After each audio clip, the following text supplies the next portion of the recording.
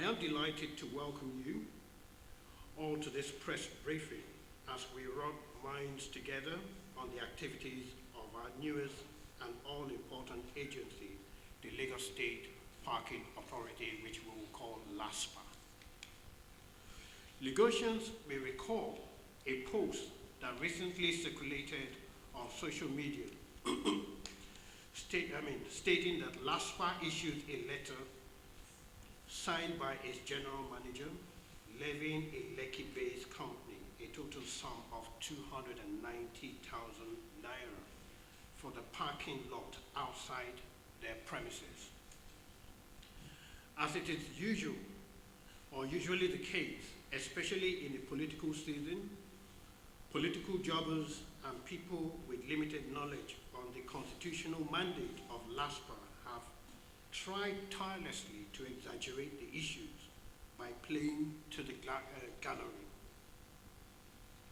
Gentlemen of the press, for the avoidance of doubt, kindly permit me to clearly state that contrary to the erroneous claims of certain individuals and groups, LASPA has the power by law to collect park levies.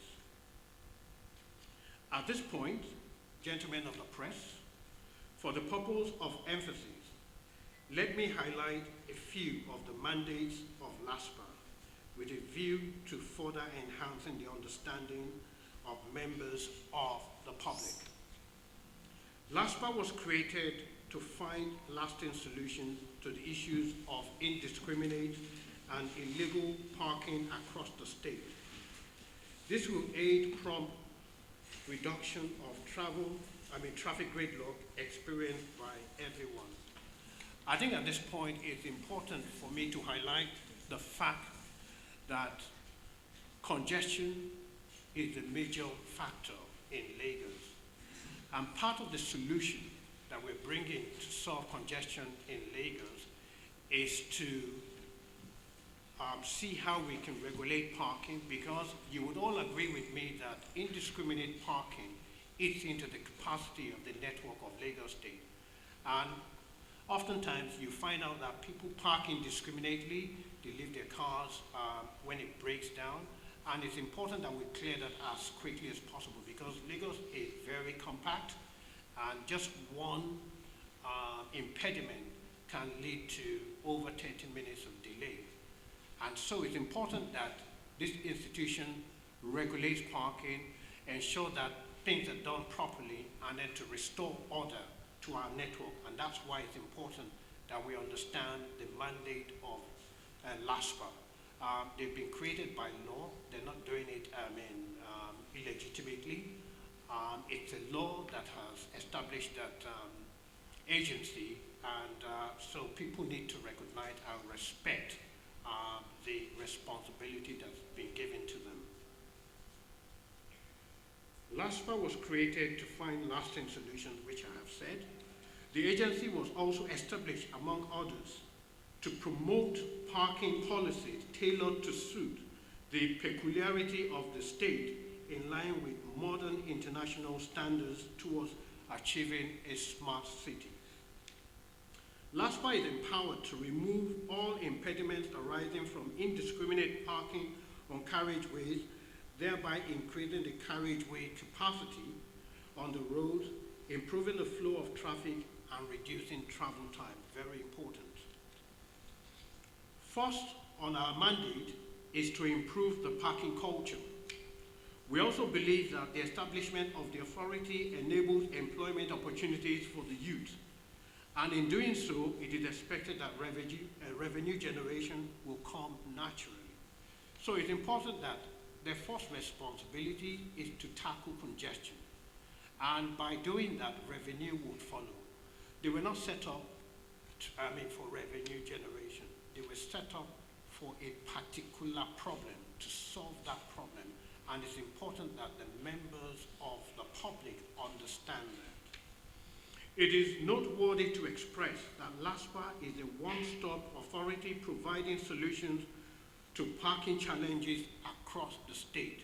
Now, when you look at what happens, a lot of people have cars in Lagos. We park and we pay somebody. but we don't know who we pay to. That money goes into someone's pocket rather than going into Lagos State pocket, which Lagos State would then put back into the development of the infrastructure. So what we have put in place is a structure that ensures that the revenue that is collected from parking goes back into developing the transport infrastructure. So it is for Lagosians, as opposed to paying to an unknown fate where the money disappears into private parking. And I think the people of Lagos should actually appreciate what the government has put in place to ensure that whatever we do is for the public. Whatever revenue is generated is put back to improve the infrastructure so that even your cars, the running costs can go down. And so there's a multiplier effect to what we're doing in setting up these agencies and then putting structure in place just to make sure that there's law and order in Lagos State. We have the mandate to charge fees on private commercial parks, non-commercial parks, and other parking lots on any facilities provided by the authority. It is important to restate that being a government that respects the Constitution as the sole source of its engagement with the public, the state government will never resort to any unconstitutional means in the dealing with its people. Finally, we implore interested and concerned members of the public to visit the agency's office at number 36B, Shashawan Street, GRA, Ikeja, Lagos, for necessary information and assistance. The agency can equally be reached through the following medium. They have a Facebook page called LASPA Mot, Twitter, LASPA Mot, Instagram, LASPA Lagos, and they have a telephone number where you can contact them for further information, and it is as follows: 01-227-5230 or 01-227-5231. You can also visit their webpage on www.laspa.lg.gov.ng. At this point, let me just thank the member of the press. I want to thank the people of Lagos State for their understanding, and if you have any information or any question, I have read the addresses where you can contact us. Rather than following what people are saying, this agency has been set up to help Lagosians. It has been set up to solve a peculiar problem. It has been set up so that people understand and know who they're paying to when they want to park their cars. Their cars will be safe. A lot of technology has been deployed to make sure that when you pay, your car is safe, and then you can come back to your car and then take your car away. So at this point, we'll take some more questions, and we'll try to answer as many questions as possible. So thank you for listening, and God bless you. At this point now, it's now time for us to go for question and answers as the Honorable Ordinary.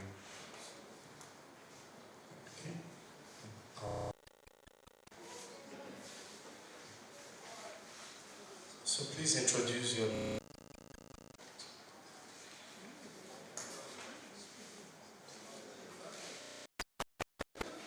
Okay, my name is Benjamin Salam. I write for the Guardian newspaper. Controversy. But I'd like to ask, a lamp by the agency's letter was that the building parts for the resident was parts of the land. Years after, Lagos State comes up with land use charge, and you do all that, because when I visited your site, I also saw that provide me any answer. So for residential building, they do complete but some are a bit more. So when I deliberately do that, and yet you ask me to pay or the agency with the Lagos State, with the planning and building other users of that community in terms of creating space, and so all that tenants within the house park on the road. So what are you doing? What is your engagement? If you move around, a good example is the my 2 estates, and I'm sure it's also most of the time on this, because this is the government agency, and yet under beach parking lots, ECOWAS car park and all that. And I just want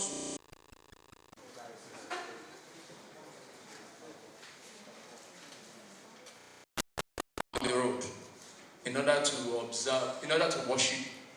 What's going to happen? Are we going to sit them all in a church? And my members is just only coming for 2 minutes and is going to park, and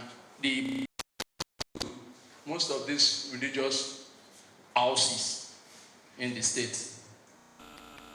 Based on that permit or the title, I believe that a lot of people put a fence around it, and then there are measurements that are taken. So when we go around, we actually know what the setbacks are. We know the setbacks do not belong to anybody, they belong to government.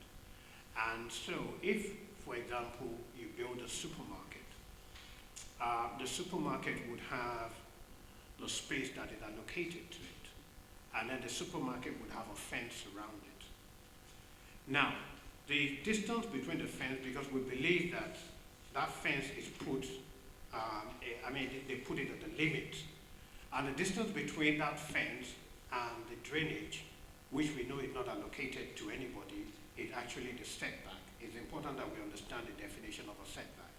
That setback belongs to government. Now, if the supermarket actually wants additional parking space, it's welcome to, they're welcome to visit the agency and then pay for that parking space. Now, in getting a permit to actually operate a supermarket, it's important that we also carry out what we call traffic impact assessment, where we measure the amount of parking space that you need inside that supermarket. Okay? So if, in the event of doing your business, you then discover that you need more, a parking lot, that's when you now come to the agency and then you pay for the setback. That's what we're talking about. That setback does not belong to anybody, it belongs to government, and it's important that we understand that. I'm sure the agent, the general manager will share some more light on that. But there's a very important question that you asked, which is the linkage between the building control, as you called it, I would say physical planning, and the agency. So when you actually, maybe you request for a permit to develop an event center, maybe to develop a hotel, or to develop an estate, the control center or the physical planning ministry would actually come to the Ministry of Transportation, where they would now request for a traffic impact assessment.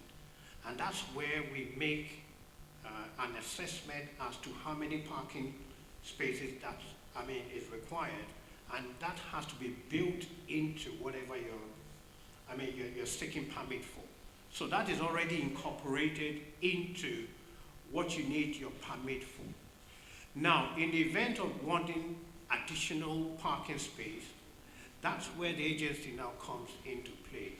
So there is what we call a TIA, which is required by every developer before a permit is granted. And so that's the linkage between the ministry and then the Ministry of Transportation and the Ministry of Physical Planning.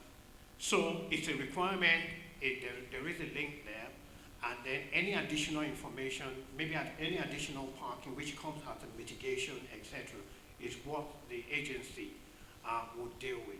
So let me hand over to the general manager. There's some peculiar questions that were asked, and I think she has the answer to all of them directly. So residential parking. This agency was created to solve a problem, like the Honorable Commissioner has mentioned earlier.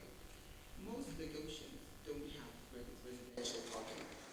But that's the nature of the metropolis we find ourselves in. Most cities around the world, parking is very limited, and so you usually have to pay for permits. We are a conscious government, and so we haven't started anything like that. Instead, we've chosen to try and mitigate the issues that arise from non-residential parking.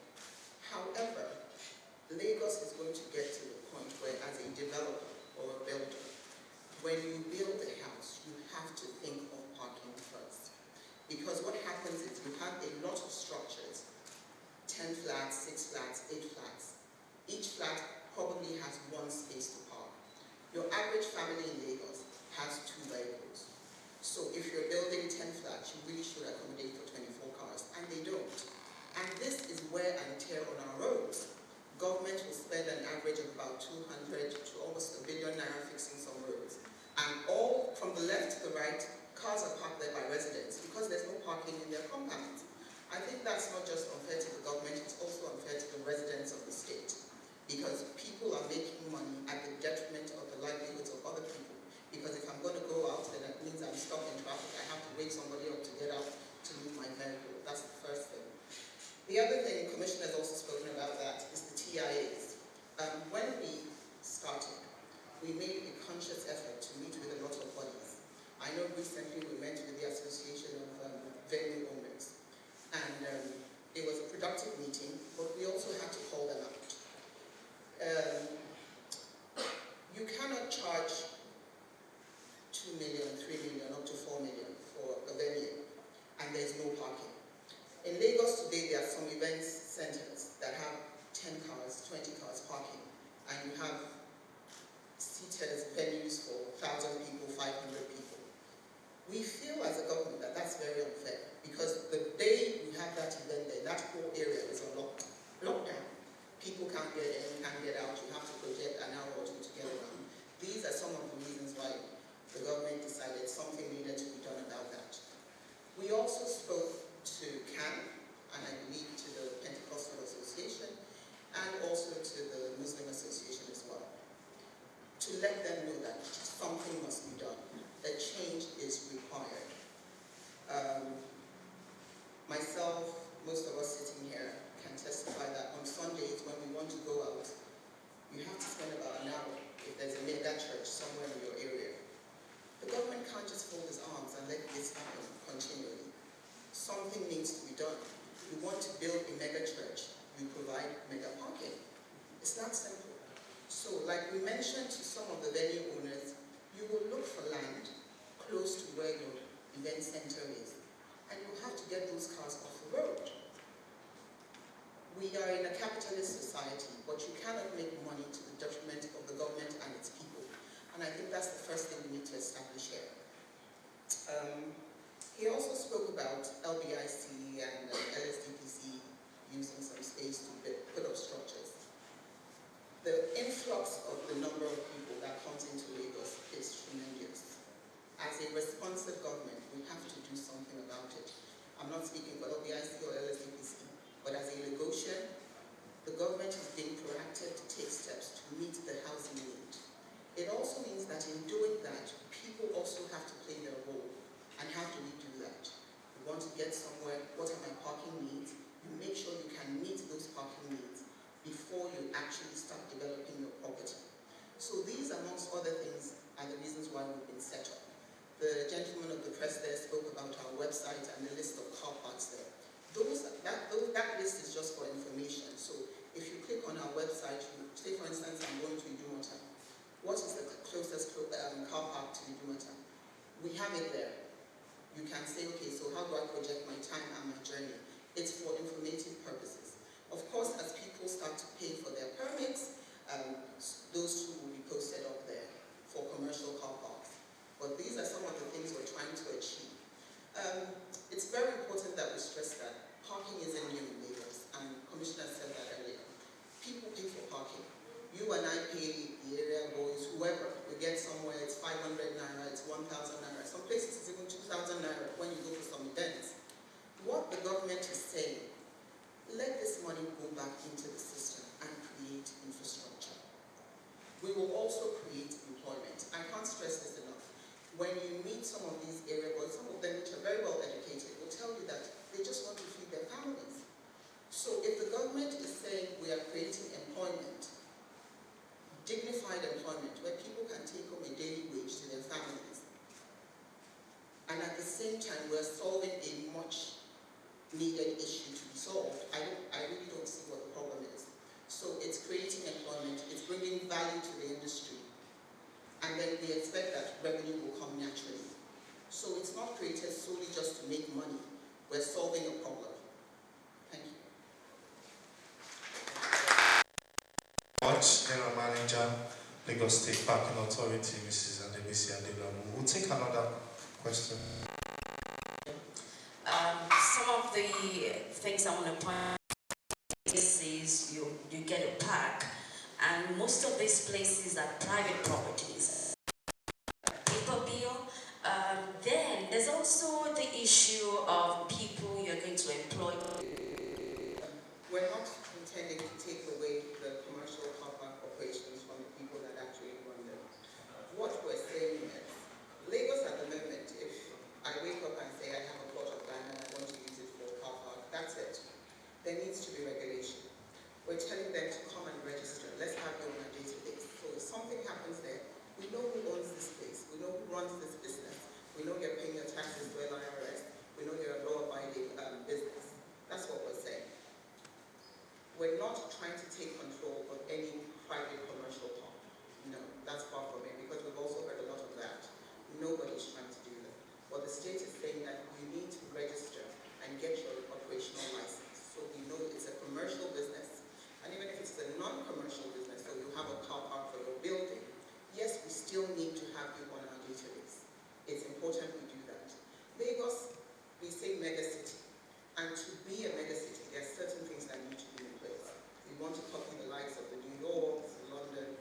Those systems work because they put structure in place, and that's what we're trying to do in the MOT as part of larger Lagos state government. So that's that. I'm happy you've spoken about lane markings and the signage. We want to roll out technology, adaptable technology, which means that even if I can't speak English, I can still use the system. The lane markings are there because we want to make sure that you park where you are allowed to park. So we're taking it, addressing the CBD areas first, so Ikeja and VI. I'm sure if you go to the island, you must have seen some of them going off as well. And it means that very soon you will have to pay to park at those spaces that are lane marked. But we won't do that ourselves. We'll be concessioning it out, and that again speaks to the power of employment. So we need people to come up, and we've had a lot of interest about this. People wanting to be part of the parking business, people that have been part of the parking business that now want to come out and say, we want to own this, we want to be a part of this, and that's what we're looking to do.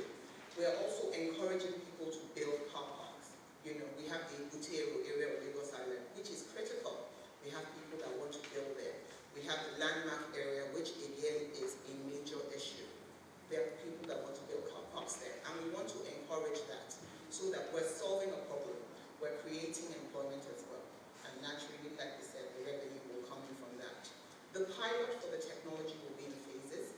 We don't want to rush out at once. We'll be doing the pilot first in VI and Ikeja, and then we'll take it in phases until we cover the whole of metropolitan Lagos. So it's not just one time all across the stages. We have to take our time to make sure we get the lane markings right, the signage is right, and then we'll roll out like that. So you'll start to see, and of course we'll be keeping the press informed of the phases as we start, so that you know that once you get to Ikeja now, it's no longer business as usual. You can't park on the road in Isaac John and think you can just run off somewhere for an hour or two.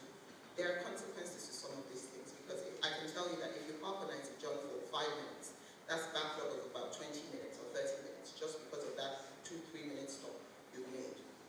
Thank you.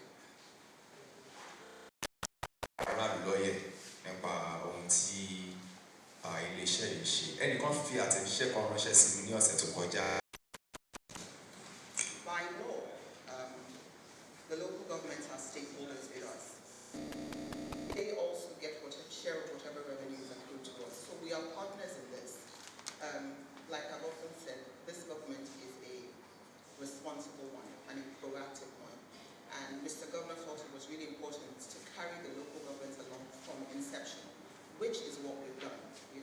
meetings with them as a body and individually, so they are well informed and well aware that those payments should be made to us. To answer in Yoruba, our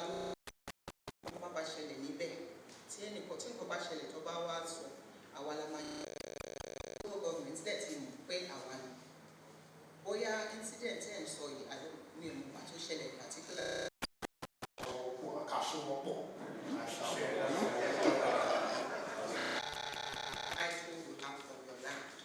Then yes, you still need a permit. If it is part of your title, then no. That is the simplest way to put it. It doesn't matter if you, so say for instance, I have a setback, and I decided I want to use my setback for parking. I've done all the work and everything. You still need to let government know you are using it for parking. It is government land. If it is within your perimeter fencing, then we have no business with you. But as long as you're using government setback or government road, then yes, you have business with us. It's that simple. I think it's really important that people understand that, so that because there's been a lot of misinformation about that, and we need to make that very clear, so that going forward, everybody knows what is theirs and what is the government. And the reason this setbacks even exists is because government might decide to use it in the future for infrastructure development. So it's not just there to be idle or to be used solely for parking. Yes, it's used for parking now, but if government tomorrow feels that there's a greater need for that setback, government can decide to use it for something else. Thank you. Thank you very much. I'd also like to appreciate the Honorable Commissioner for Transportation for... Sorry for the late arrival of the Honorable Commissioner for Information and Strategy. It wasn't deliberate. I had to attend to some other very important official matters. And I do not have so much to add to what has been said and the questions that have been asked. Just to tell members of the press that you should please help us to educate the public about this law and the role of the parking authority. I've read the newspapers and I've seen on television people who don't know anything about law at all, raising their hands and hitting the air in anger to say that what the Lagos State government has done is wrong. And they are basing this on false information, that if you park a car within your compound, you are supposed to pay.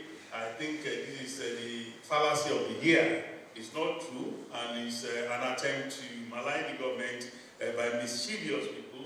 But I know that members of the media, my colleagues, will not be surprised if you see such things, because we are in the season of politics. And in the season of politics, in this climate, even yonder, you have people saying what they know nothing about.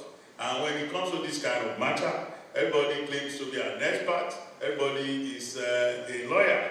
And if the SANs are slugging it out, let us all just wait and enjoy ourselves by watching them, not by joining people who want to purvey us of a falsehood. You don't have to parrot what they are saying. I respect all of the people who have made comments on this, but listen to people who know what they are saying, not just bystanders and armchair critics who are just parroting what they are hearing at their powers. Thank you so much.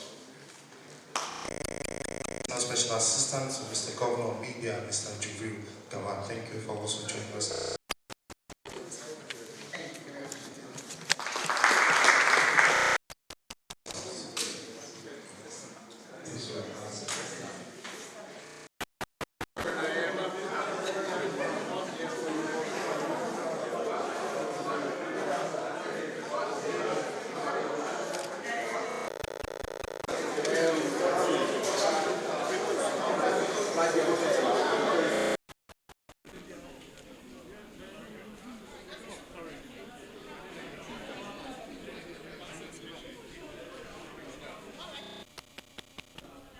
Thank you for being here all of the time. I'm not going to take much of your time. This is a very brief announcement. It's just about 2 2 minutes, so I'll crave your indulgence to please permit me to say, if you lend me your ears.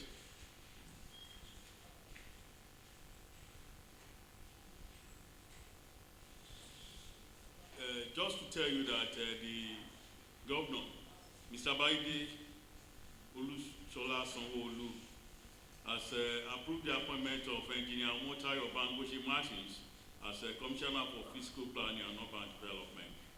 He's replacing Town Planner Idris Alako, who has, as you know, resigned. So Engineer Bangoshe Martins is coming into the job with a wealth of experience from the Ministry of Special Duties now. He's been in government for quite some time. He's an engineer of note who went to University of Lagos, school in Lagos, primary school, and all of that. He's gone overseas for so many courses, and he's somebody who is a tested and who you can rely on to handle this kind of ministry. You all have seen what he's been able to do at special duties, at very tough times. He's been able to come into the satisfaction of all Lagosians, and then to the very good pat on the back from Mr. Governor. So like I said, Mr. Governor has approved his appointment to replace Dr. Idris Salako. A formal statement will follow any moment from now. Thank you.